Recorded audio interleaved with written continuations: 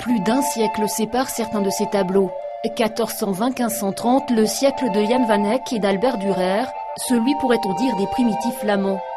À travers une exposition exceptionnelle rassemblant près de 300 œuvres, le Groningen Museum de Bruges montre pour la première fois l'influence considérable qu'ils ont exercée dans toute l'Europe de l'Est, de l'Allemagne à l'Autriche, en passant par la Hongrie ou l'Alsace.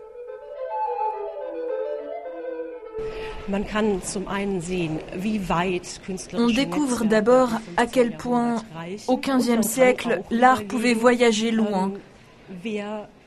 Imaginez aussi comment les pratiques artistiques ont évolué, comment elles ont poussé plus loin dans d'autres directions.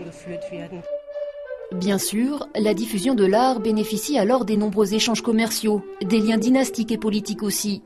Bien sûr, certains peintres étrangers viennent jusqu'en Flandre, dont la pratique artistique jouit d'une grande renommée, mais surtout gravure et dessin voyagent avec eux et inspirent à leur tour d'autres artistes. Comment savoir ainsi qui de ce dessin de Schongauer l'Alsacien ou du tableau de Van der Goes le Flamand a inspiré l'autre? C'est une époque où les artistes ont un intérêt grandissant pour le monde qui les entoure, le réalisme. C'est la première fois que l'on découvre de la neige dans un tableau, que l'on travaille l'ombre et la lumière. C'est très intéressant de regrouper sur une période aussi courte autant de tableaux. Ça m'a vraiment impressionné. Et puis il y a toute la culture matérielle qui est représentée dans les tableaux.